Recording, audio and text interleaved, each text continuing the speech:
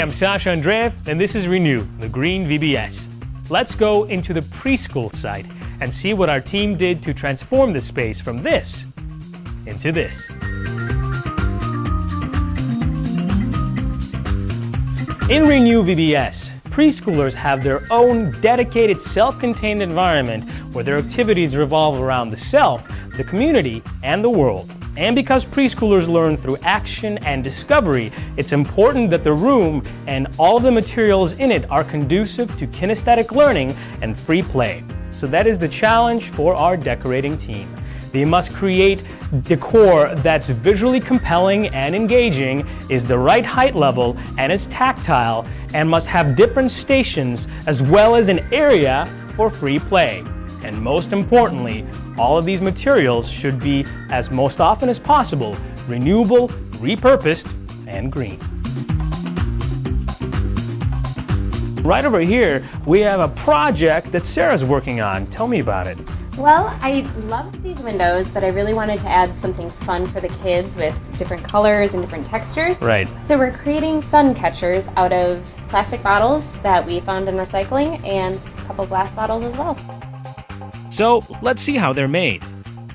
The light catchers are a really simple project. All you need is some recycled bottles, some glass paint, and various things like feathers, crinkled paper, ribbon to put inside just to create more interest. We'll start out with a bottle. I've already poured some paint in. All you do is pour it inside. Now you can spin it around, or you can create clean lines just by letting the paint make its way down. Then we can stuff it with fun things like feathers just by sticking it in there. And these will glisten in the light and just create an experience for the kids. Then to hang it, you can use fishing line, or in this case, I'm just using some ribbon that I've put through a hole in the cap. And ta-da! If you look at the other ones that we've already made, they're pretty fun. And to embellish the hanging strings, we just have these mosaic pieces that we found at a garage sale. So the options are infinite, but the results are pretty spectacular. All right, show me what else you've got. Well, we're working on a cozy little reading corner, and we found some t-shirts, and we are stuffing them with some side pillows and then sewing up the ends so that the kids can kind of cuddle up while they read a little bit. And it kind of brings an idea of the community with the t-shirts and other people. Exactly. And you can use old pillows, or you can even stuff it with other t-shirts, right? Exactly. So this is the story corner where kids can gather, cuddle up with a pillow, and listen to a story. Every preschool room should have one. Every home should have one. And while I wait for someone to read me a story, I'm just gonna take this dirt pillow and just relax for a little bit. Oh, I feel renewed already. And we've got one more thing over here happening. This is the tactile wall for the kids, right? Exactly. We're creating a mural that will sort of represent the story, as well as using lots of recycled materials. Like towels and a blanket, Yep. and it feels really nice. Yeah, well, preschoolers love to touch and get in there and be part of the story. So we're going to have some pieces that the kids can build into flowers and worms that will be underground, and some root systems and the seeds. And so they'll get to incorporate the story, as well as really being aware that, wow, these are things that I have in my house that I could reuse instead of just throwing away. Right, and since the preschool kids don't rotate like the older kids do, this room has to encompass all of that. Right. And this is one of those elements that Exactly. is multifaceted. And well, what we encourage people to do is to use as many materials as possible, as long as they're safe, as long as they're clean, Exactly. and as long as they're cool to touch. Very so fun. once this is done, this is going to be pretty sweet. The preschool site was probably one of the biggest challenges for our team because it had to encompass everything that all the other VBS sites have to offer, and I think they did just that. They've taken a large room and they've divided it into various spaces where kids can explore, they can play, and then they can learn. Starting with this right here, they've made this incredible tactile wall out of found materials at rummage and garage sales. This is a tactile wall that helps our kids reinforce our Bible story that is taught in the Gather and Send site, and they've created it out of scraps of fabric representing the earth, the soil, grass, and the sky, just hot glued together, so no sewing skills required.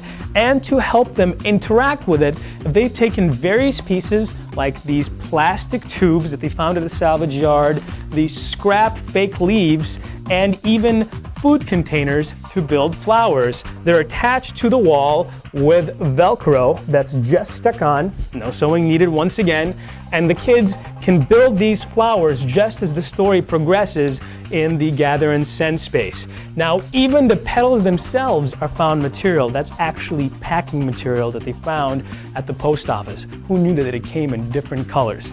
Over here, we also have an arts corner where they can create collages, etc.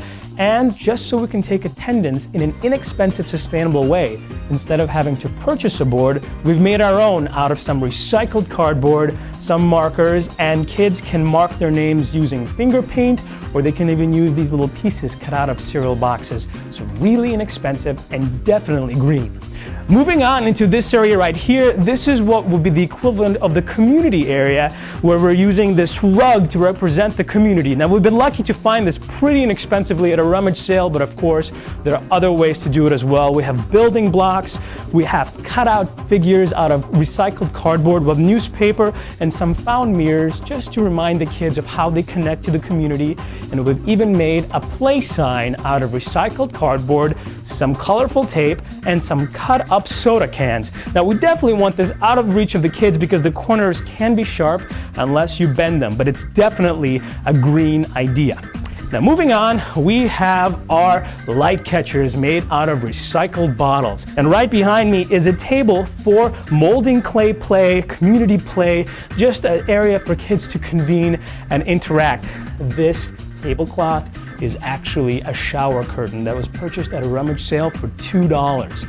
And all of this was made by our team as well. These are just some gardening gloves and a mobile made out of a canopy that had these leaves built in, but they cut out the fabric and used it as stuffing and some pillows and created a mobile.